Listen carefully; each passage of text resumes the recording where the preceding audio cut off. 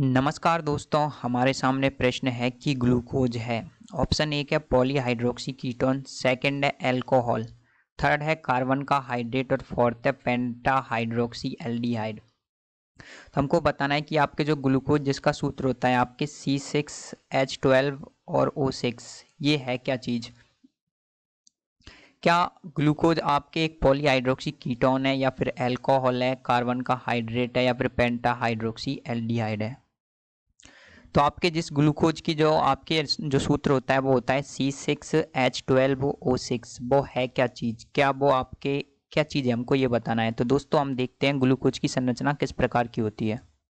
तो दोस्तों आपके ये ग्लूकोज की संरचना है। ग्लूकोज की संरचना हम आप देख सकते हैं, इसके 2 नंबर, आपके 3 नंबर, आपके 4 नंबर और आपके 5 नंबर और आपके 6 नंबर कार्बन पर क्या हुआ है, आपके हाइड्रोक्सी समूह OH समूह जुड़ा हुआ है। ये कार्बन नंबर 1, ये 2, ये 3, ये 4, ये 5, ये 6। और जब आप इसकी नेमिंग करते हैं तो इसको नाम देने पर इसका नाम आता है 2, 3, 4, 5, 6 पेंटा हाइड्रोक्सी हेक्सानल। गौर से इसको नाम को देखिए, इसका नाम है 2, 3, 4, 5, 6 पेंटा हाइड्रोक्सी हेक्सानल।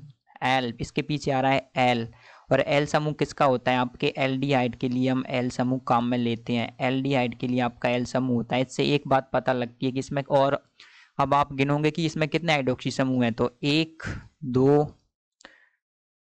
3, 4 और ये 5, कुल मिलाकर के इसमें 5 हाइड्रोक्सी समूह स्थित हैं। तो 5 हाइड्रोक्सी समूह स्थित हैं और ये एक एल्डिहाइड है, तो इस हिसाब से इसको कह सकते हैं आपकी पेंटा हाइड्रोक्सी एल्डिहाइड एक ग्लूकोज है। इसकी जब आप चक्रीय संरचना देखेंगे तो वो इस प्रकार की होती है, और इसकी जो आपकी रेखीय संरचना देखेंगे तो वो ऊपर इस प्रकार की होती है। तो इससे हमको एक बात पता लगा है कि ग्लूकोज में आपके 5 हाइड्रोक्सी समूह है, पेंटा हाइड्रोक्सी, और ये एक एल्डिहाइड है। तो इसका आंसर आएगा पेंटा हाइड्रोक्सी एल्डिहाइड। इन्होंने कहा है कि अल्कोहल, ऑप्शन नंबर 2 को देखिए दोस्तों, अल्कोहल क्यों नहीं है ग्लूकोज। इसमें हालांकि अल्कोहल पाया जाता है लेकिन ग्लूकोज एक अल्कोहल नहीं है, क्योंकि एल्डिहाइड और अल्कोहल ग्रुप में से आपका जो एल्डिहाइड ग्रुप है उसकी जो प्रायोरिटी रहती है वो उच्च रहती है। तो एल्डिहाइड उसकी नेमिंग पहले होगी, ना कि अल्कोहल से। अगला ऑप्शन है कि कार्बन का हाइड्रेट। कार्बन का हाइड्रेट का मतलब ये होता है कि कार्बन का जो जल होता है उसको निकाल दिया जाए, उसके बाद में मतलब कि ये क्या है, इस प्रकार से कि कार्बन में से यदि जल जोड़ दिया जाए तो वो कार्बन का हाइड्रेट। लेकिन ग्लूकोज में जो आपके इस प्रकार का सूत्र इसका भले ही होता है, लेकिन ये जल वास्तव में ये जल के रूप में नहीं जुड़ा होता। हमने संरचना में देखा है कि ये जुड़ा होता है अल्कोहल के रूप में।